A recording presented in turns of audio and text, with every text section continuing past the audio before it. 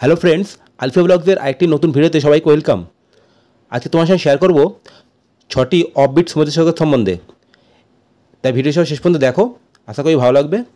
ভালো লাগলে ভিডিওটি ফ্রেন্ডস সবাই সাথে শেয়ার করার অনুরোধ রইল। আর যারা নতুন দেখছো চ্যানেলটা, তাদেরকে একটাই অনুরোধ, চ্যানেলটা সাবস্ক্রাইব করে পাশে থেকো। আর যারা চ্যানেল সাবস্ক্রাইব করেছে এখনো পর্যন্ত, তাদের অসংখ্য ধন্যবাদ। তাহলে চলো ভিডিওটা এবার আগে বাড়ানো যাক।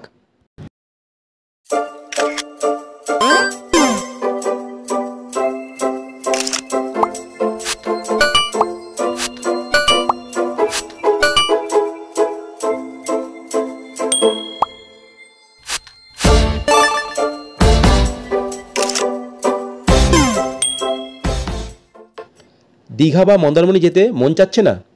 কলকাতার কাছেই ঘুরে আসুন এই 6টি অফবিট সমুদ্র সৈকত থেকে।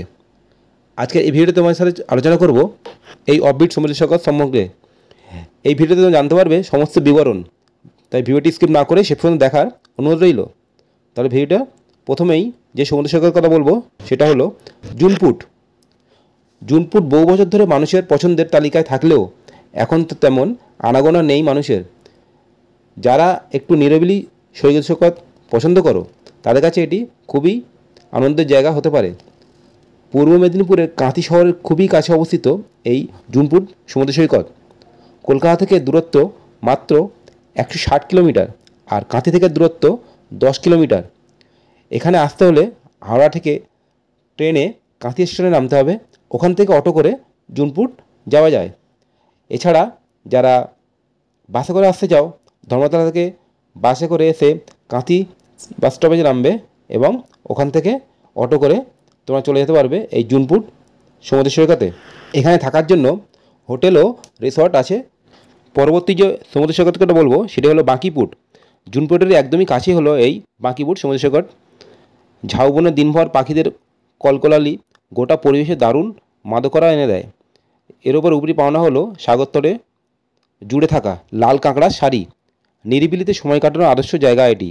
বাঁকিপুটের গা ঘেঁষেই রয়েছে ইংরেজ আমলের তৈরি বাতিঘর। এখানে রয়েছে বঙ্কিমচন্দ্র চট্টোপাধ্যায়ের স্মৃতিবিজড়িত কপালকুণ্ডলা মন্দিরও। তোমরা গেলে এইসব জায়গাগুলো অবশ্যই ভিজিট করো। আজকের ভিডিওর 3 নম্বর সমুদ্র সৈকতটি হলো দক্ষিণ পুরুষোত্তমপুর। নিরিবিলিতে 2-1 দিনের সময় কাটাতে পূর্ব মেদিনীপুরের এই সমুদ্র সৈকতটি জুড়ে মেলা ভার। এখনও অনেক পর্যটকদের কাছে এই জায়গাটি অজানা। এখানে খুব বেশি হোটেল গড়ে ওঠেনি, কয়েকটি ছোট হোটেল আছে এবং ব্যাকপ্যাকার্সের টেন্টের ব্যবস্থা রয়েছে। ব্যাকপ্যাকার্সের ক্যাম্পে 4 বেলা থাকা খাওয়া মাথাপিছু পড়ে 1500 টাকার মতো। এছাড়া এখানে রামকৃষ্ণ মিশনের বিশ্রামাগারও থাকতে পারেন। আগে থেকে ফোন করে রাখলে ওরা স্টেশনে গাড়ি পাঠিয়ে দেয়। গাড়ির ভাড়া 400 টাকা। এখানে আসতে হলেও হাওড়া থেকে ট্রেনে কাঁথি স্টেশনে নামতে হয়, আর ওখান থেকে অটো করে যাওয়া যায়। এছাড়া যারা বাসে আসতে চাও, তারা কলকাতা থেকে কাঁথিগামী বাসে কাঁথি বাস স্ট্যান্ডে নেমে ওখান থেকে অটো করে যাওয়া যায়। আশ্রমের ফোন নাম্বার আমি ডেসক্রিপশন বক্সে দিয়ে দেবো, তোমরা ওখান থেকে দেখে নিতে পারো। এখানে থাকা খাওয়া মাথাপিছু 600 টাকা করে। 4 নম্বর সমুদ্র সৈকতটি হলো বগুড়ান জলপাই।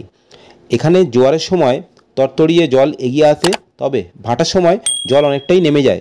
সমুদ্র সৈকতে দাঁড়িয়ে সূর্যোদয় ও সূর্যাস্ত দেখার সুযোগ কিন্তু হাতছাড়া করবেন না। কাঁথি থেকে খুবই কাছে এখানকার সমুদ্র সৈকত, খুব পরিষ্কার পরিচ্ছন্ন আর লাল কাঁকড়ায় ভর্তি।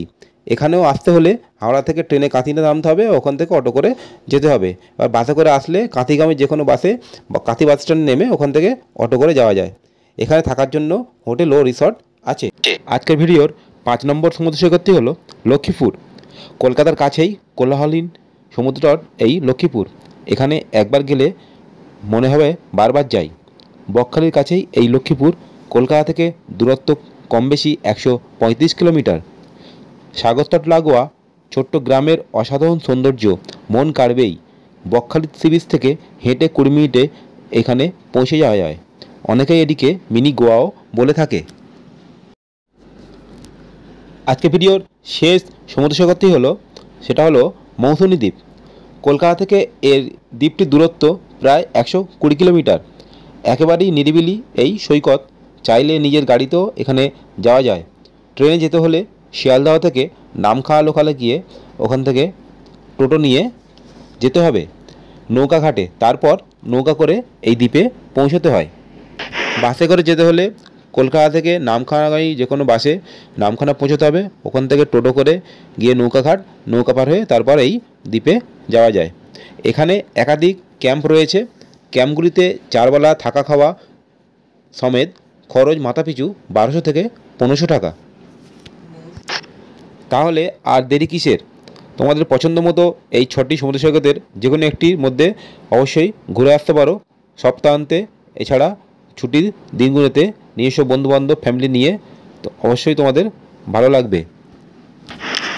আজকের এই ছিল 6টি সমুদ্র সৈকত সম্বন্ধে একটি ছোট্ট ভিডিও। আশা করি তোমাদের ভালো লেগেছে। ভালো লাগলে ভিডিওটি ফ্রেন্ডস ও ফ্যামিলির সাথে শেয়ার করার অনুরোধ রইল। আজকে ভিডিওটা এখানেই শেষ করছি। পরবর্তী ভিডিও নিয়ে খুব শীঘ্রই তোমাদের সামনে আসছি। ততক্ষণ সবাই সুস্থ থেকো, ভালো থেকো আর দেখতে থাকো আলফিয়া ব্লগস।